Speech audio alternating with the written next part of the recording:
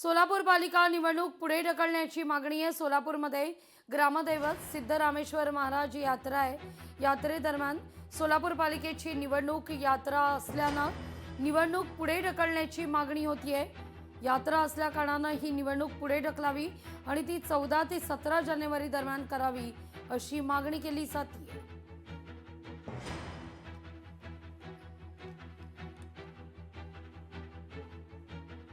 छत्रपती संभाजीनगरमध्ये युतीतील मतभेद टोकाला पोहोचतोय।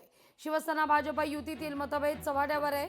माजी आमदार किशनचंद तनवाणी नाराज आहेत। युतीतील चर्चेच्या बैठकीतून डावलल्याचा आरोप आहे।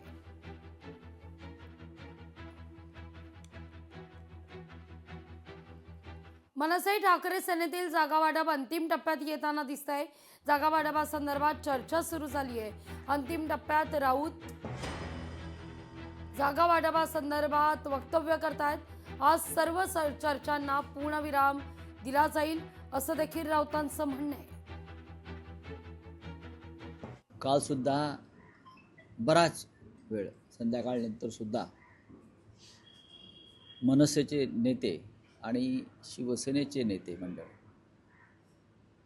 हे अंतिम हात फिरवण्यासाठी बसले आणि आज हा विषय संपायला हवा मुंबईचा, अशी आमची अपेक्षा आहे। आणि येत्या 1-2 दिवसामध्ये मला असं वाटतं की सगळं झाल्यावरती मग उद्धवजी आणि राजसाहेब बसतील आणि त्यानंतर तुम्हाला ज्या घोषणेची उत्सुकता लागून राहिलेली आहे ती घोषणा होईल। पण काही झालं तरी आमच्यामध्ये कोणताही विसंवाद नाही, गोंधळ नाही। वॉर्डनिहाय मनसे किती जागा लढणार आज याचा फैसला होणार आहे। ठाकरेंच्या कोणत्या जागांवर मनसे आग्रही आहे हे देखील आज स्पष्ट होईल। शिवतीर्थावर राज ठाकरेंनी महत्त्वाची बैठक बोलावली आहे।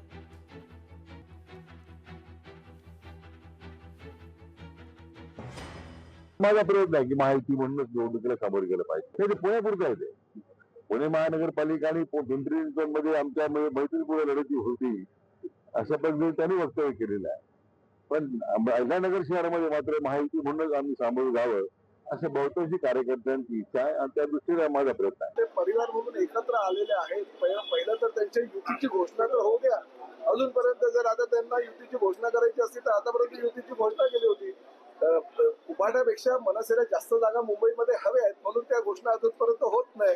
आता जर जास्त जागा उभाट्यानं जर मनसेला दिल्या तर त्यांची युती होईल। त्यामुळे मला असं वाटत होतं की आतापर्यंत युतीची घोषणा व्हायला होती, फक्त ते आज उद्या परवा तेरवा असे करतायत। आता कोणाला किती जागा मिळत आहेत हे ठरल्यानंतरच त्यांची महायुतीची घोषणा होणार आहे। भारतीय जनता पार्टी आणि महायुती लोकांची चॉईस आहे आणि या चॉईसमध्ये विकसित मुंबईचा जो आम्ही देवेंद्र फडणवीसजींनी आमच्या सरकारने जी विकसित मुंबईची योजना तयार केली आहे, मुंबईमध्ये सर्व प्रकारच्या फॅसिलिटीज इंटरनॅशनल फॅसिलिटी तयार होतील असं योजना माननीय देवेंद्र फडणवीसजींनी केली आणि मुंबईची जनता आता डेव्हलपमेंटच्या मागे उभी आहे। हे सकाळच्या जे त्या ठिकाणी वाचाळ शब्द, तोंडाच्या वाफा आणि या ठिकाणी टोमणे मारणं यामध्ये आता काही जनतेला इंटरेस्ट नाही आहे। तेच ते रटाळ भाषणं, तेच ते त्या ठिकाणी चर्चा, तेच ते ठिकाणी पारिवारिक वाद, या सर्वातनं मुंबई आता बाहेर निघेल। लोकशाही मराठी ऐका, पहा, जागरूक रहा।